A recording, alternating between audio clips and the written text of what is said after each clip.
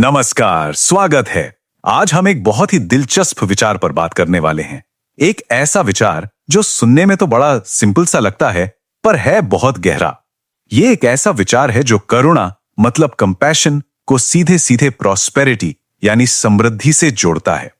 अब ये लाइन सुनते ही दिमाग में दो चीजें आती हैं, है ना?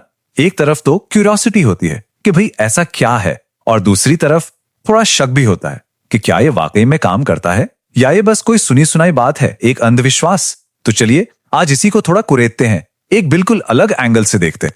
तो आज की इस पूरी बातचीत में हम इसी वादे की तह तक जाएंगे। हम स्टेप बाय स्टेप ये समझेंगे कि जो इतना सिंपल सा काम बताया गया है, इसके पीछे की साइकोलॉजी क्या है, कौन सी एनर्जी काम करती है, मतलब परत दर परत इसे खोलकर देखेंगे।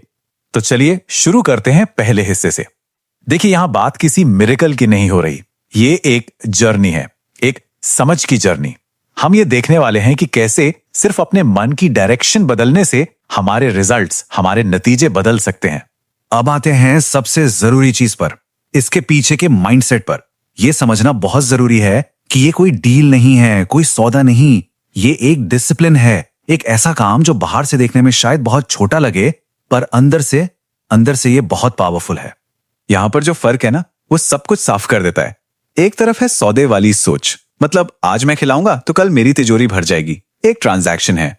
और दूसरी तरफ है एक इंटरनल प्रोसेस, एक ऐसी प्रक्रिया जिसमें यह माना जाता है कि जब मेरे अंदर कुछ बदलेगा तो बाहर की दुनिया अपने आप बदल जाएगी। और सारा खेल इसी फर्क का है। तो फिर वो दो चीजें हैं क्या? बहुत ही सिंपल, दाना और पानी। सुनने में कितना आम लगता है ना? लेकिन इनके पीछे का जो सिंबलिज्म है, जो प्रतीक है, वो बहुत गहरा है। चलिए देखते हैं कि इनका मतलब क्या है। पहले बात करते हैं दाने की। जब कोई दाना डालता है तो वो सिर्फ एक फिजिकल एक्ट नहीं है, असल में वो अपने मन में एक बीज बो रहा है। ये बीज इस विश्वास का है कि मेरे पास इतना है कि मैं बांट सकता हूं। ये जो सोच है ना, ये कमी वाली, स्कैरसिटी वाली माइंडसेट को तोड़ती है और अबंडेंस यानी प्रचुरता की भावना जगाती है। ये बहुत ही सटल, बहुत ही सूक्ष्म, पर बहुत पावरफुल शिफ्ट है। और पानी का मतलब है फ्लो, बहाव। पानी कभी एक जगह रुकता नहीं। तो जब कोई पानी रखता है तो सिंबॉलिकली वो अपने जीवन में फ्लो को, भरोसे को इनवाइट कर रहा है। एक सीधी सी बात है, जहां डर होता है ना, वहां हर चीज रुक जाती है, धन भी। और जहां भरोसा होता है वहां धन बहता है। ओके, तो अब आते हैं $1,000,000 क्वेश्चन पर कि भाई ये सब ठीक है, पर इससे पैसा आता कैसे है? क्या सच में आसमान से नोट बरसते हैं? नहीं, बिल्कुल नहीं। इसके पीछे एक बहुत ही लॉजिकल, एक बहुत ही तार्किक सीक्वेंस है। और ये रहा वो सीक्वेंस। सब कुछ शुरू होता है एक रोज के काम से। ये छोटा सा काम धीरे धीरे आपके माइंडसेट को बदलता है, कमी से प्रचुरता की ओर। जब माइंडसेट बदलता है तो डर कम होता है और क्लैरिटी बढ़ती है। और जब दिमाग साफ होता है तो वो अपॉर्चुनिटीज दिखने लगती हैं जो पहले डर के धुएं में छिपी हुई थीं। और बस सही मौकों पर लिए गए सही फैसले ही तो परमानेंट वेल्थ का रास्ता बनाते हैं।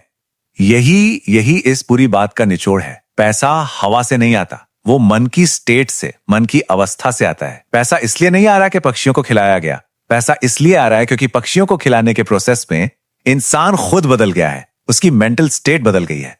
अब ये काम सुनने में तो बहुत सिंपल है, पर इसके पीछे की नीयत, जो इंटेंशन है, वही सब कुछ है। सिर्फ मैकेनिकली दाना पानी रख देना काफी नहीं होता। इसकी कुछ इंटरनल कंडीशंस हैं, कुछ शर्तें हैं। और ये 4 बातें बहुत बहुत जरूरी हैं। पहला, रेगुलरिटी, मतलब रोज करना है, कंसिस्टेंसी बहुत जरूरी है। दूसरा, सेल्फलेसनेस, बिना किसी उम्मीद के बदले में कुछ मिलेगा। तीसरा, साइलेंस, मतलब ढिंडोरा नहीं पीटना है। और चौथा, सिंसेरिटी, पूरी ईमानदारी के साथ। जैसा मैंने पहले कहा, यह कोई सौदा नहीं है, ये एक साधना है। और ये एक बहुत जरूरी रियलिटी चेक है। ये कोई मैजिक ट्रिक नहीं है जो किसी के कैरेक्टर को बाईपास कर जाए। अगर कोई इंसान अपनी बाकी जिंदगी में बेईमान है, कंजूस है, तो फिर ये छोटा सा काम उसके लिए कुछ नहीं कर सकता। ये प्रैक्टिस आपके कैरेक्टर का एक्सटेंशन है, उसका रिप्लेसमेंट नहीं। तो अब हम आते हैं आखिर में। इस पूरी प्रैक्टिस का, इस डिसिप्लिन का सबसे बड़ा रिवॉर्ड क्या है? क्या वो सिर्फ पैसा है? नहीं, असल में जो असली इनाम है वो पैसे से कहीं ज्यादा बड़ा है, कहीं ज्यादा कीमती। ये स्लाइड ये 2 अलग अलग दुनियाएं दिखाती है। एक है डर की दुनिया, जहां मन हर अपॉर्चुनिटी को भी एक थ्रेट की तरह देखता है, और हर फैसला जल्दबाजी में, घबराहट में लेता है। और दूसरी है भरोसे की दुनिया, जहां मन पॉसिबिलिटीज देखता है, अवसरों को पहचानता है और शांत दिमाग से साफ फैसले लेता है।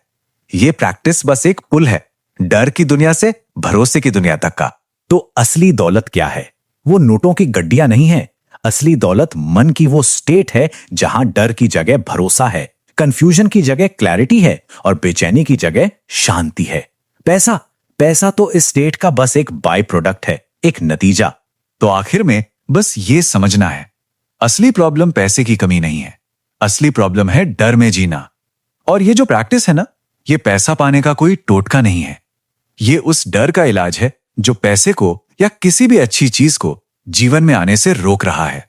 तो ये पूरी बात आके इसी एक सवाल पे खत्म होती है, धन तो आ जाएगा, पर सवाल ये है कि पहले क्या डर गया। ये प्रैक्टिस बाहर कुछ बदलने से पहले अंदर कुछ बदलने का एक इन्विटेशन है।